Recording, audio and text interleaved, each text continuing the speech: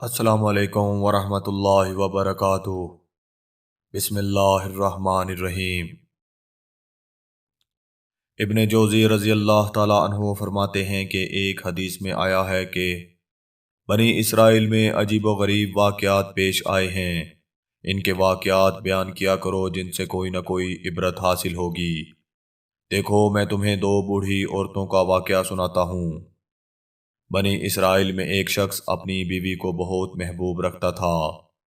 اس کی والدہ نہایت نیک بخت بوڑھی عورت تھی۔ ادھر اس کی بیوی کی والدہ بھی بہت بوڑھی تھی، مگر تھی بڑی چنچل۔ اتفاق سے ان دونوں میاں بیوی کی مائیں دونوں بوڑھی عورتیں نابینا تھیں۔ اس کی بیوی کی ماں اپنی عادت کے مطابق اپنی بیٹی یعنی اس شخص کی بیوی کو بہکاتی اور اکساتی رہتی تھی، جس سے آئے دن ساس بہو میں سخت جھگڑا رہتا تھا۔ آخر یہ شخص تنگ آ کر اپنی ضعیف اور ناتواں والدہ کو ہمراہ لے کر نکل کھڑا ہوا اور ایک لکودک بے آب و گیا جنگل میں اس کو چھوڑ آیا، جس سے اس کا مقصد یہ تھا کہ وہ بے آب و دانہ یہاں پڑی رہ کر مر جائے اور اس جنگل کے درندے اس کو پھاڑ ڈالیں گے۔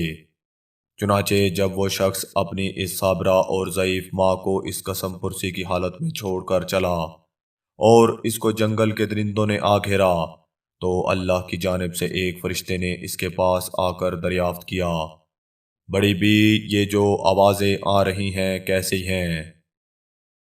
ضعیفہ نے کہا بہت اچھی آوازیں ہیں، اونٹ گائے بکریاں بول رہی ہیں۔ یہ سن کر فرشتے نے کہا بہتر ہے انشاءاللہ ایسا ہی ہوگا۔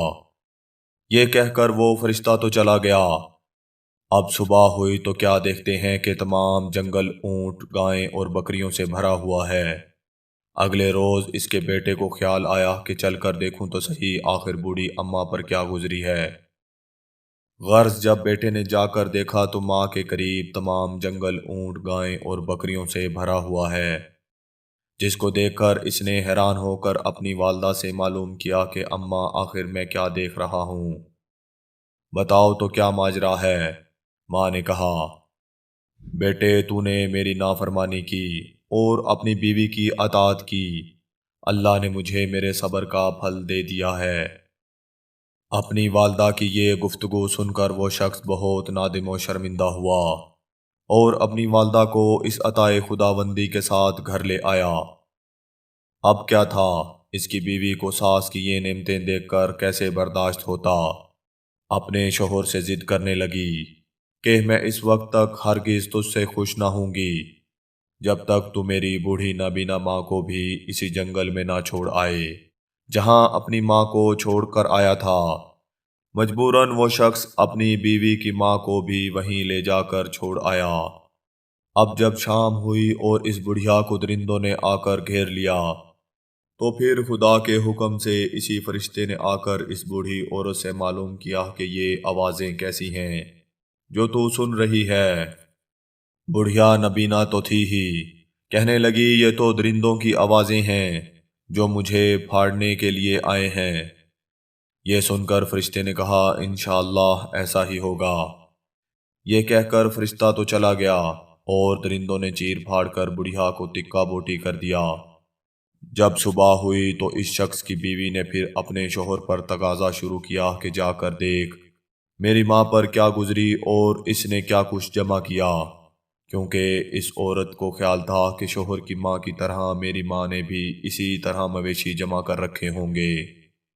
مگر جب اس شخص نے وہاں جا کر دیکھا تو کیسے مویشی، بڑھیا سے جنگل تو کیا جہاں بھی خالی ہو چکا تھا، اس کا کہیں نام و نشان بھی نہ پایا، کیونکہ اس کا تو رات ہی کو کام تمام ہو چکا تھا۔ جہاں تہاں ٹوٹی پھوٹی ہڈیوں کے سوا کچھ بھی نہ پایا، جو جمع کر کے اس نے اپنی بیوی کے سامنے لا کر رکھ دیا، اور بیوی ان کو دیکھ کر اپنے خیال کی غلط تعبیر سے حیران رہ گئی۔ آخر اسی غم میں گھل گھل کر وہ خود بھی مر گئی۔ حسد و بغض کا یہی نتیجہ ہوتا ہے۔ سبسکرائب کریں، بیل آئیکن کو پریس کریں تاکہ آپ کو تمام ویڈیوز بر وقت ملتی رہیں، اور ویڈیو پسند آنے کی صورت میں اسے لائک کریں، شیئر کریں اور کمنٹ کرنا مت بھولیں۔